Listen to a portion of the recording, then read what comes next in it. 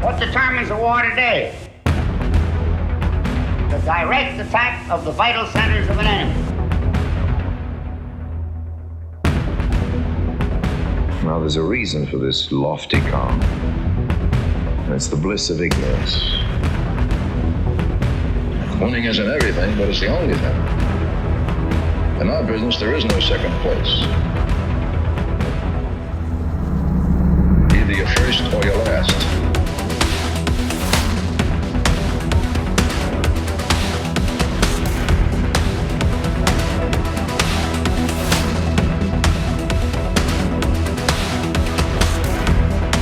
And then, if I may use a word which we use in Wisconsin, let's we have the guts to men who should be taken down from those watchtowers and should not be representing the American people.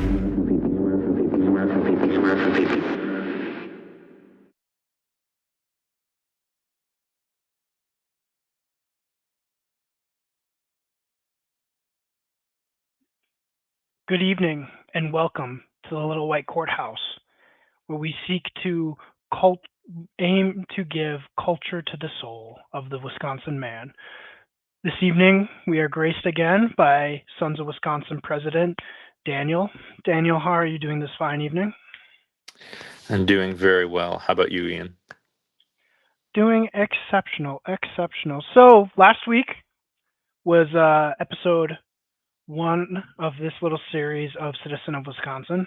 The idea talking about culture, kind of leaning more into what an aristocrat of Wisconsin would seek to look at or look like, what to be responsible for. Today we're going to talk community, something that I think some people say it's obvious, but I'm not really sure it is. So thoughts on community. I mean, Daniel, let me start with this. So let me kind of put an example to it. And prior to 2020, I played a lot of Dungeons and Dragons, and I enjoyed playing Dungeons and Dragons, and I would go on all these chats about Dungeons and Dragons and watch videos about Dungeons and Dragons, and I was a part of something called what I called the Dungeons and Dragons community. And in the same vein, I also liked guns a lot. I still like guns, but so I would go on all these chats on social media, chit-chatting about guns. I'd follow all these videos. I'd follow all these posters. I was part of a gun community. Are these is that an appropriate way of thinking for community?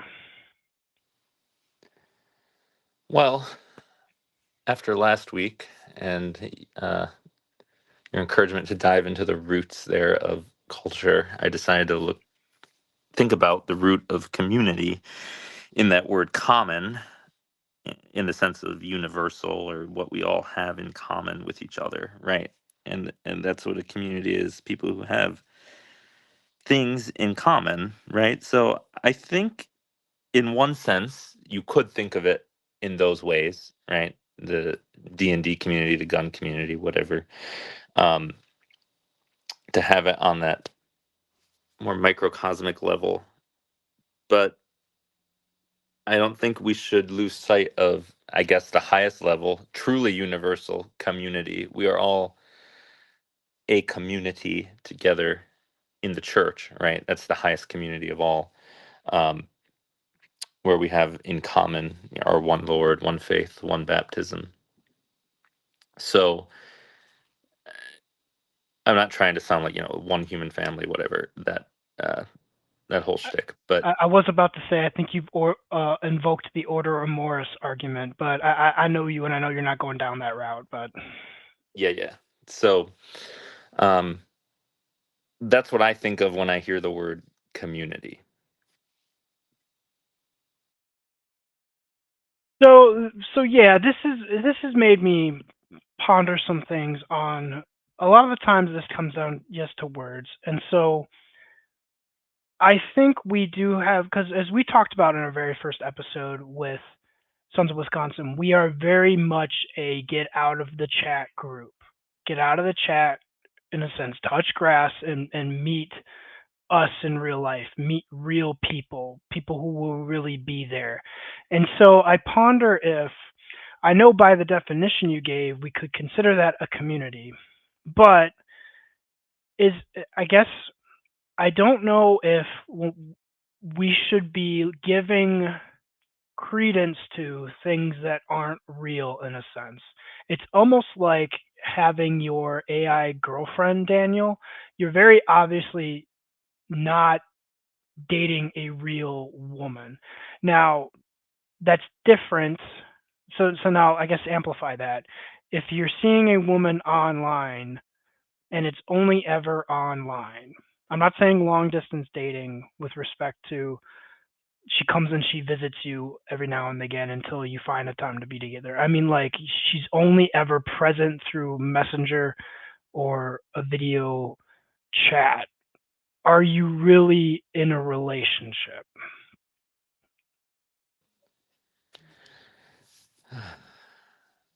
Yeah, it's a tough Right. question to answer, but no, not really. If we're using that word really to mean real, right? Because a true relationship must implicitly be a physical one in the Mhm. end, right?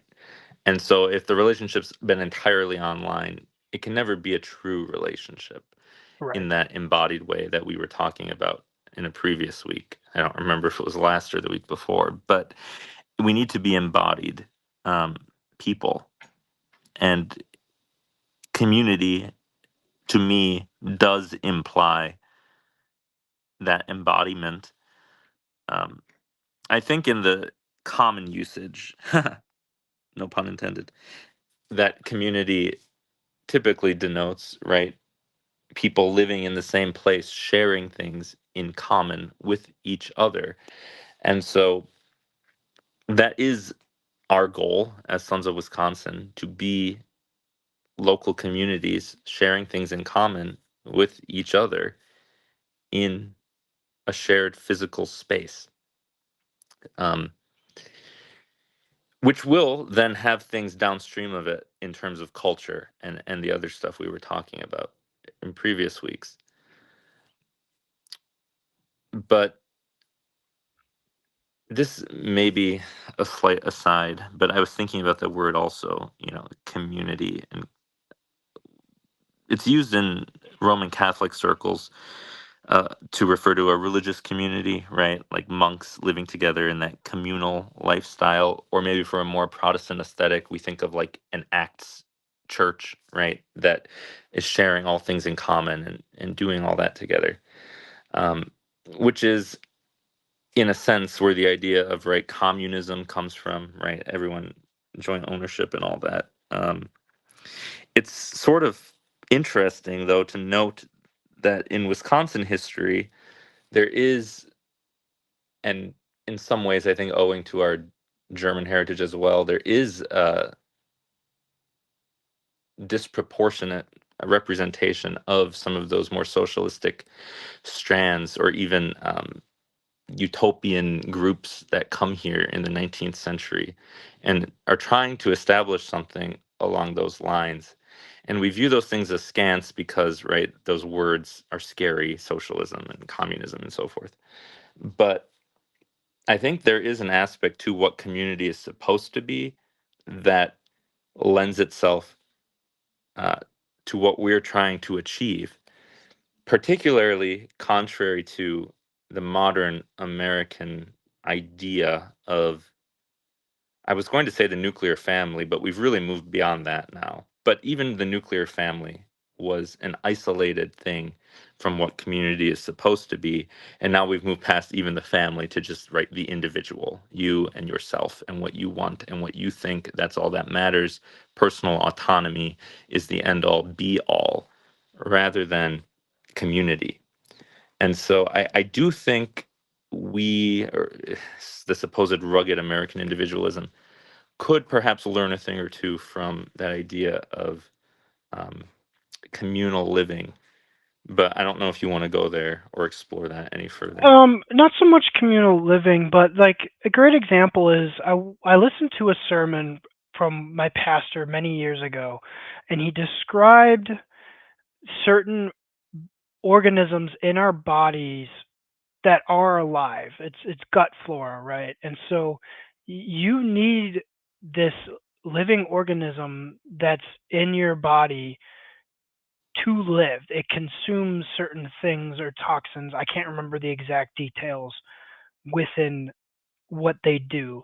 That's a very obvious notation there, but when we look at the world that God made us, the truth is when we talk about rugged individualism, and maybe that there needs to be a better definition for what some are describing as that, but there really is no such thing. People in your life worked to help you out. And so this fallacy in a sense of I did everything on my own is really not true to the degree that like we just said there's certain bacteria in your body that have to exist for you to live. So you are not on your own. Amplify that out to Christianity, especially in the Reformed stream of faith. To be truly virtuous, there's a quite compelling argument that you need to have Christ act in your life. You need to have the Holy Spirit act in your life. So, yeah, that's actually where I want to get to with community is this idea that you can be absolved from obligations in your life. I believe Curtis Yarvin coined it. Maybe it was um, Charles Hayward. The idea that leftism is the abolishment of all bonds not chosen. And we like to think with this degree, it's like, well, we didn't get to choose our parents, so we don't have an obligation to them. That kind of thinking has to go. It needs to be like you said, I didn't pick my parents, but God did, and they're still my parents. And the fifth commandment still applies. So that's what I think of as community. We could go the order of Morris route of the people directly around you, and you know what? It's a beneficial thing that we do things for them, right? I don't know. I said a lot. Daniel, thoughts on that? Yeah, no, that was a lot. It's a little earlier back in what you were saying, but it just brought to mind my recent trip out west. It was your rugged individualism. And we have this mentality, I think, of the Wild West, especially the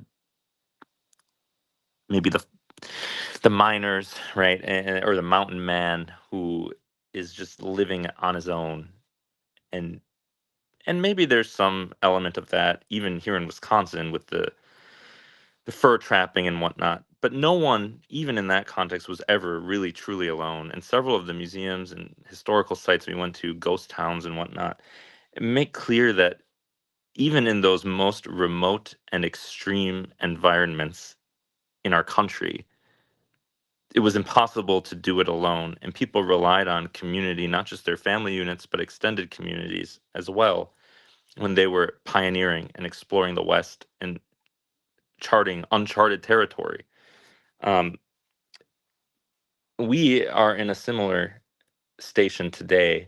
It's not literal Death Valley, but we're in, again, the ashes of what our grandparents and great grandparents enjoyed. And to rebuild, we need to be together. We can't do it alone. We can't do it through online connections solely.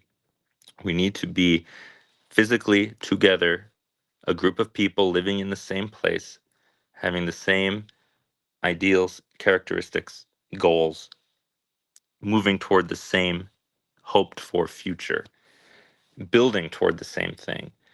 And I think that's what community should be, at least in our context as the Sons of Wisconsin.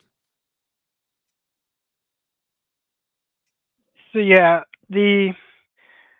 yes, to Tocqueville kind of spoke on this in Democracy in America that association is kind of the mother of all sciences in America.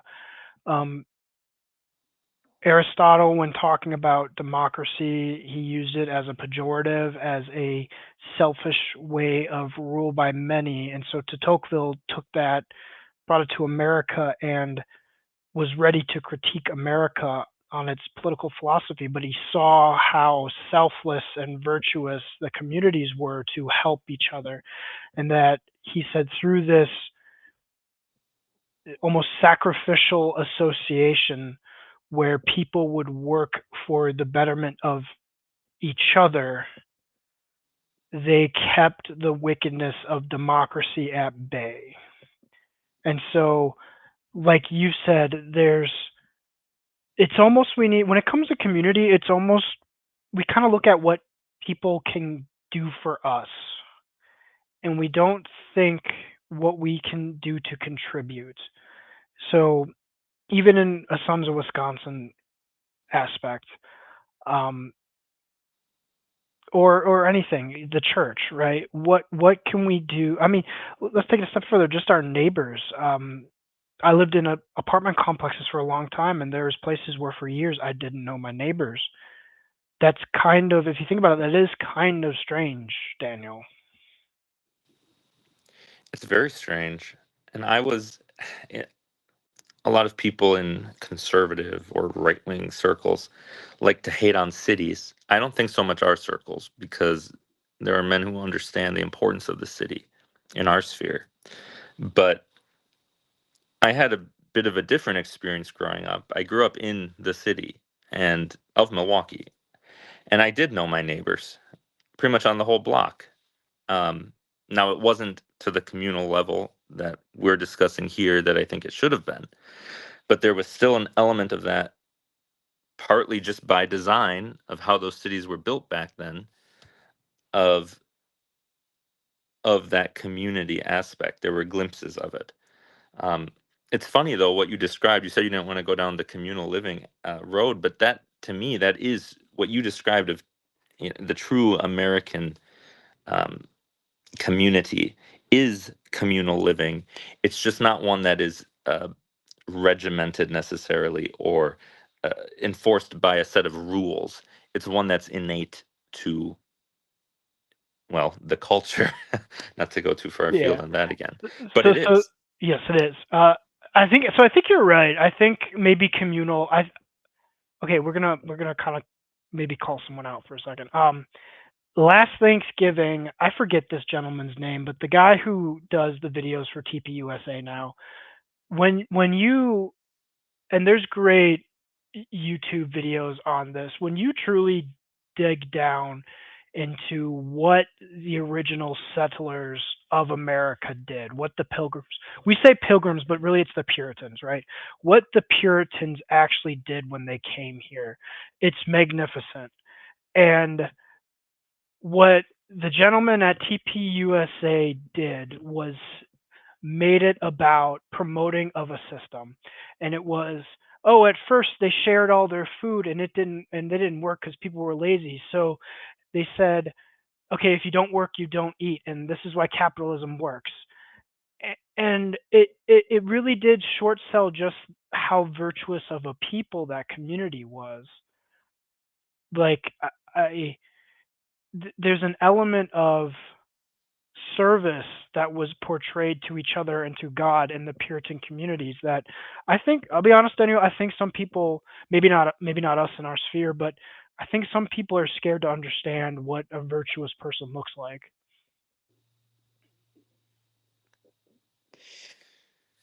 Yeah, because if they did understand it, they'd have to hold themselves accountable, which is part of being an exceptional man, right? To know that that's something you need to strive for.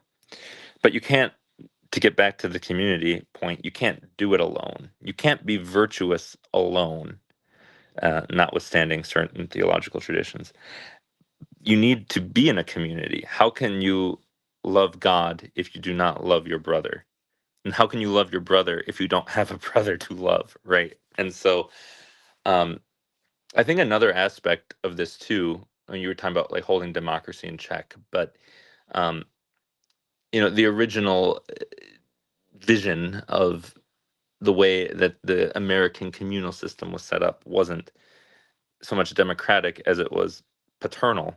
And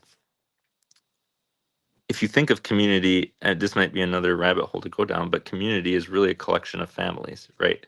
Or one large family, if you want to look at it that way. When people talk about it takes a village to raise a kid, it's not that, a bunch of strangers are raising your kid. It's that you're part of this community, this larger family that's more than just your insular nuclear family. And that's really gets to the root then of the word fraternity, is that we are brothers in the Sons of Wisconsin. That's how we view ourselves. We're part of this larger family group that is working together to achieve these goals, which is also then why we think it's so fundamental that we be Christians together, because you can't really be a brother with someone if they don't have the same father, right? And we have one father, and we are all brothers in Christ. So, yeah, I'll let you talk now. That's all right. I think that's a great rule, or maybe not a great trick, a great method to explain things is always to break it down to the family. You're correct, and really you got to think of I think when people think community, they think about the people physically around them, and that's good. You should. Um, the adoptive idea, not the adoptive, the idea of those people are your family. They are right there. They're going to help you. Sometimes it can be as simple as moving someone, helping them move up a couch to their apartment, right? But when we bring it to a family, right? I remember my son's older now, but when he was an infant, me and my wife really didn't get anything out of him. We didn't get any payback from him when he's a baby. We take care of literally everything about him because of our natural affections for him. And so when we think of community and reflecting it on the family, there needs to be more of a love for the person right next to you. And kind of bring this back to Wisconsin, Sons of Wisconsin, there should be an element of love towards each person, even if there isn't an immediate gratification, I guess, coming out of it.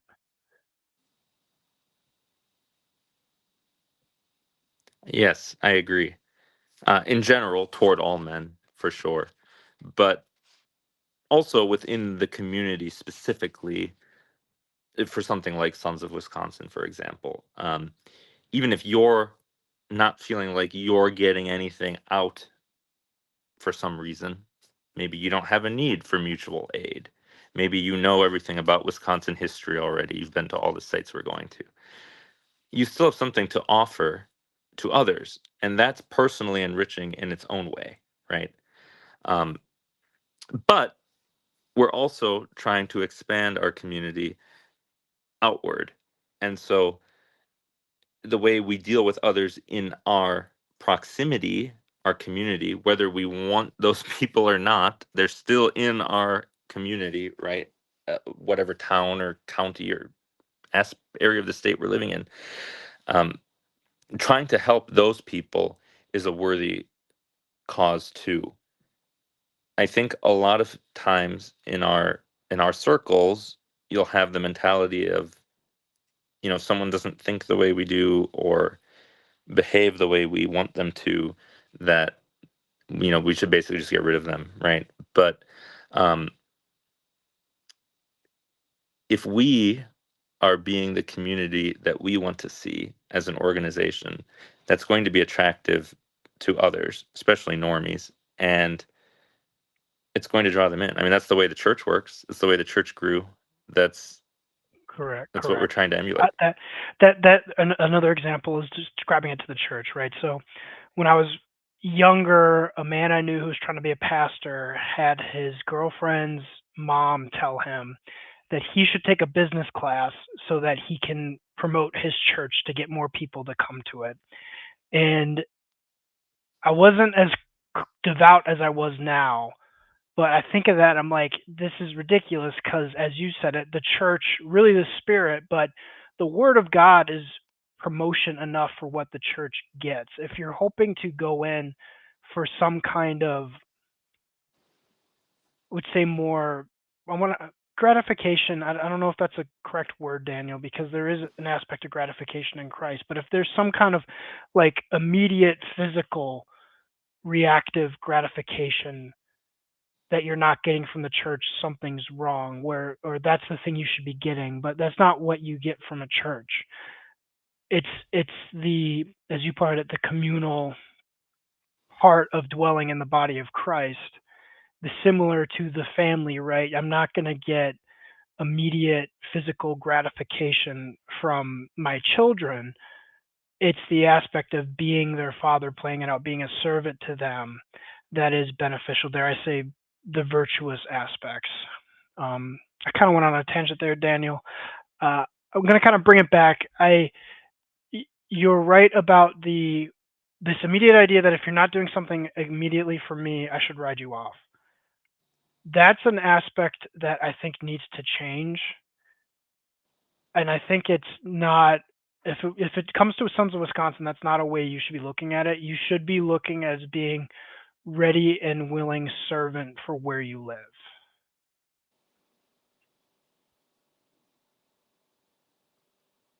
Yeah, absolutely.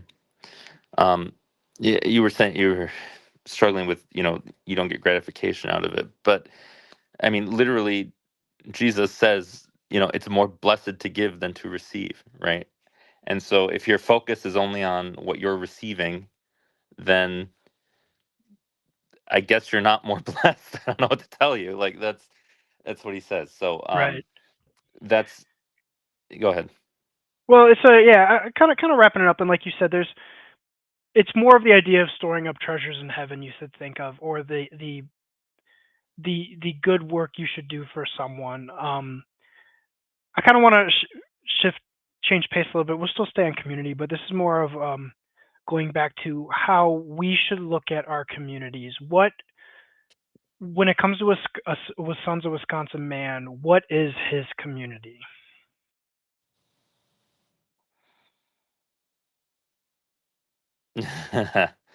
Again, multifaceted answer, but I anticipate if I took anyone, it would be a different answer. But I think these are good conversations to have out to kind of to force the thought thinking of it, Daniel. But go ahead.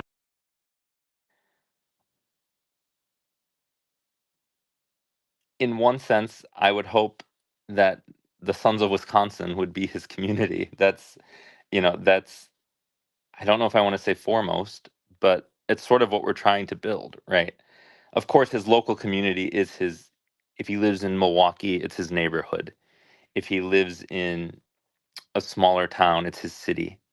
If he lives in a rural area, it could be the county. But, that's your local community in that sense. What we're hoping to build here is to have men in each of those local communities that want to actually think of themselves as a community and to help build that not only for themselves but for their surrounding community. Of course, you brought up at the beginning, and it's, to me, the most important aspect of this is your church. Your church is your community. Historically, those two things would not have been disparate, right? Your local community and your church community would have been the same. That's where the word parish comes from. Some states even use the term instead of county. But unfortunately, we have people, they travel from all over the area to go to one given church for this or that reason, some good reasons, some not so good reasons. And so there's not that aspect of local community, even at the church level anymore. You get people just showing up for Sunday morning, and there's no actual community going on during the week or in other contexts. So while again I do emphasize the importance of the church community, I think it's also helpful to remember that the church community and your local community can be coterminous as well. Well, so here's a great question because it sometimes it is amazing just to think about. If we rewind the clock, one of these streams you said take it back 100 years, maybe take it back 200 years, um, or a while ago. If you think about it, it's amazing to think the people you'd work with or see daily that you would purchase stuff from, you would also see them at church. And then in America, if you had a local militia, you would also see them in your regional military almost. And then we look at it today, like you brought up, there's a bunch of people coming from different places to go to the church. And then there's a bunch of people going to different places to go to a shop. And then your local militia or your police or whoever's protecting you is made up of a bunch of people from at least across the state if it's the National Guard. So you bring up like kind of when people can leave churches for various reasons. Do you think there's an element of where we look at our churches in trouble? Is there an element of people have this ability to leave so they can versus if this is the only well you can use church but a whole bunch of things, this is the only place you got, you have to stay and fix it? Yeah, I think that's a big problem, not just in the church, but in, again, our local communities as well, because that's how people used to view their community. Like, this is what we have. This is where I was born. This is where I'm going to die, and not viewing it like many do today as like a curse to have that be the case. And I think that's important for a son of Wisconsin to have that right mentality that the place you live, it's not a curse. You want to be a son of Wisconsin. You want to be a son of Milwaukee or wherever it is you're from. And you're proud of that heritage that brought you there. Or if you're a new a new resident of wherever you may be, that you seek out the history and the culture of the community that you're seeking to graft yourself to, and you commit to it. That's part of being an exceptional man too, is commitment. You're not just joining, fly by night, saying you're going to be a brother and then leaving because things got a little rough. That you're in it for the long haul. And I think you're exactly right that unfortunately today this idea that we can just jump ship whenever we want to and go elsewhere is diametrically opposed to the idea of not just fraternity but community. Yeah, so two things you say there. I'm gonna make a quick one and then go expand it on because I think you laid it out perfectly of how we got to change our mindset with community. But yeah, you're right with like you can just jump. I mean, we can jump ship from family members now, Daniel. It Yeah. really is quite diabolical if you think about it. I've seen it on both ends. I've seen parents for meticulous reasons write off their children, and I've seen on the flip side, children just write off their parents, right? And it is really easy right now. It's easy to, with this connection that we have, I could get a job in another state, in another city, and then be miles away from people I grew up with and my family members.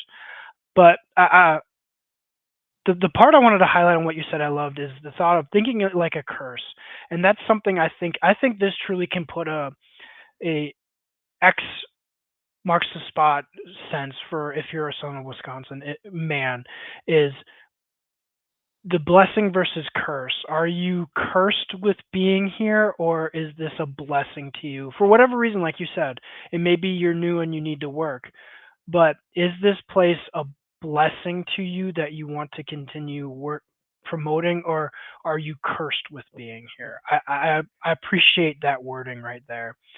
So now that we talked about community, what are the ways of promoting it that we can do in Wisconsin? Um, I think you've hit it on the head with just I mean, you truly hit it on the head, Daniel, that we're at the point of just promoting community in general right now.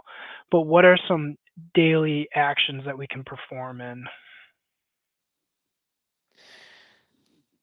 One thing would be intentionality with your daily habits. Where are you going to shop? Are you going across town to the big box store? Are you trying to build connections with people that are near to you? And shopping, maybe it's a little more expensive, but at a local community store. Obviously, I'm not begrudging anyone monetary considerations there, but um, that's one thing you could be doing. Staying local with your spending habits, staying local with your other habits. Do you drive across town to go to the park, or do you go to the park that's in your neighborhood? Um, a lot of times, I think in our modern context, especially, and a lot of this probably owes to the internet, this pursuit of novelty, right? We always have to be doing something new, going somewhere new, exploring something new. Um, when we haven't even fully exhausted all that our own community has to offer. And even if we had, preferring it and championing it and trying to make it better rather than just going elsewhere because we can, that would be something you could do. And of course, in our own context as Sons of Wisconsin, prioritizing each other and our special community together rather than I'm going to go watch the game with buddies, or um, I'm tired, so I don't want to meet up today, or whatever the case may be. Um, Instead of prioritizing the fellowship that we can have together too, Mhm. that that's another that's another way that you can correct and try to be intentional about community. And then with your church situation, maybe the church down the street isn't perfect, but is it really bad enough that you can't go there? You know, um, all things being equal, and maybe it is. I'm certainly not begrudging anyone that, but it's something to think about. Don't let the perfect be the enemy of the good in any of these regards. We know our communities are flawed right now. The point is that we're trying to build them and make them better, make them something that's worth it for our kids. So there is an interesting discussion about the church, especially when it comes to if you have theological convictions. We can put a pin in that for another day, but to add to this, I think it's important that you get out and you meet people. It's very easy in some of our jobs to just stay behind at your desk or at your cubicle, and that's all you do all day, and then you go home to your apartment alone. Or if that's what you do and you go home and you're married. I think it's important that you meet people within your actually daily lives to like know them.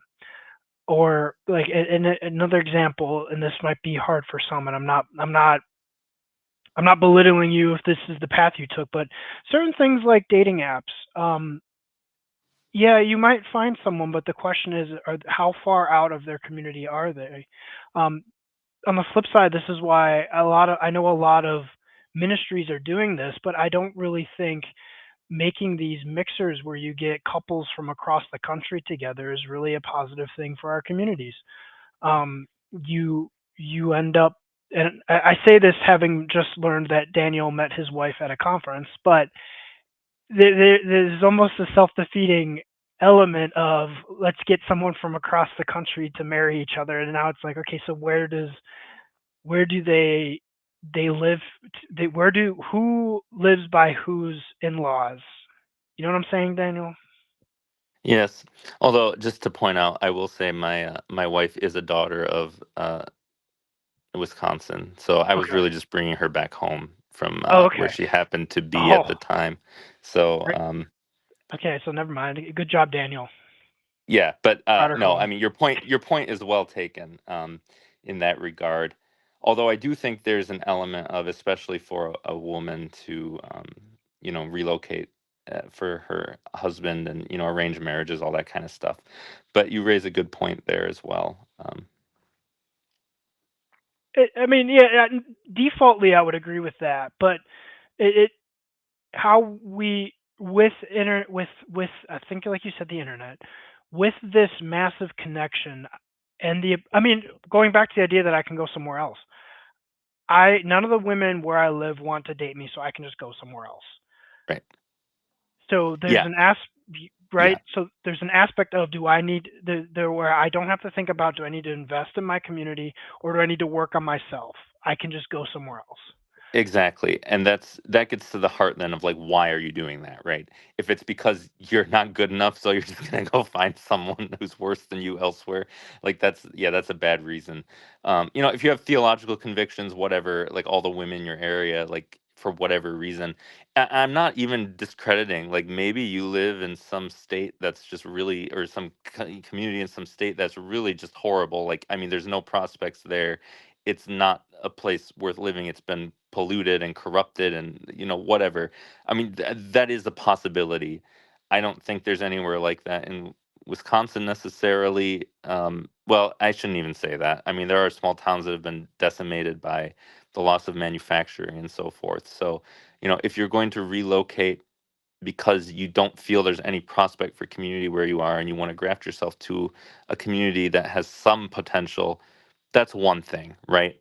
But if you're just moving because, oh, I hate where I'm from and I want to go explore the world and I want to be this or that, that's a different mentality. So I hope that's clear to people listening too. But to your point, Ian, about getting out and meeting people, that is such an important thing. It, again, the ways I already highlighted of just shopping locally, right? And getting to know your neighbors because you're shopping at the same place or eating at the same restaurant or going to the same movie theater or whatever it is. It's a way to meet people in your community. Um, when you go to church, how many churches they post events and things that are happening in their communities, whether it's a band playing at a park or um, some kind of winter sport activity or whatever it is. Even local sports teams. That could be a whole conversation. You could have our vice president on to talk about sports sometime.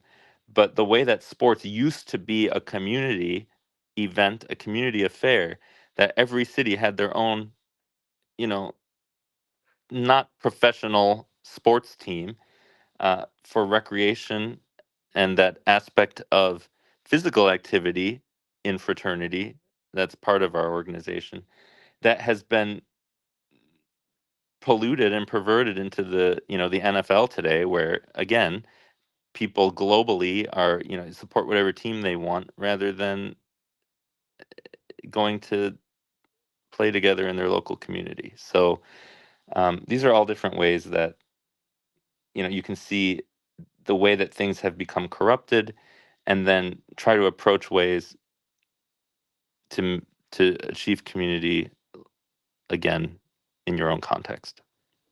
Correct. And the last thing I would share is, last bit of advice, like you said, know people, do things. If you're single, the way to meet women is to do things. I met my wife going to a local Christian group. Daniel said before he met his wife participating in a conference, right? You have to go and do things. So go and it's the same reflecting having a community. You go and do things, you'll meet people that are connected. Me and Daniel are quite fond of each other. We would not have met if we didn't go out and do things like Sons of Wisconsin or Glory Club. But the last thing I want to say is stay. Stay where you're from. It doesn't have to, maybe not the exact town you're in, but stay. This has happened. It's happened in the church, and it's happened in certain areas where our society, going back to the idea of you can just leave, we've made it so easy to leave that people end up in the cities usually, and they stay there and they don't enhance or enrich their community. They don't, as we said last week, give culture to their community. And you've seen a lot of these places, as Daniel's brought up, a lot of these places are kind of abandoned. There's a great X account called Hollow Tree that spoke about this too, where there's a lot of old people whose children just aren't around them because they had to move away. And it might be hard, I get it, but you gotta stay. Same thing happened in the church. We're gonna call some shots, Daniel, so just get ready for this. a bunch of missionary orgs got together and told all of our young Christian people to go be missionaries either in the big city or overseas. And our small local churches are dying. So my last thing, like Daniel said, do stuff, meet people, be friendly, but stay. I can't emphasize that enough. Please stay. Daniel, as we're wrapping up, any last words on that, on staying? It's well said. I agree completely. The best thing you can do for your community is to become invested in it and not give up on it. Mm-hmm. And I get it. There's some jobs that are, there's some occupations that are different. If you're a pastor, sometimes you have to go other places. If you're military, you sometimes have to go places. I implore, if you're a Sons of Wisconsin man, stay. With that said, thank you all for joining us this evening. It was a real treat. If you're interested in what Sons of Wisconsin's doing, you can reach out to us on our website, sonsofwisconsin.com, where we have our email address that you can send an email to. If you're interested in joining us, you can go through that process. You can follow us on X. It's at Sons of Wisconsin. If you're interested in anything, interested in me, you can follow me at Ian Alexander. Thank you for joining us. Please like and subscribe. Daniel, is there any place that they can catch you? Just at Sons of Wisconsin. All right. All right. Ladies and gentlemen, thanks and have a good night.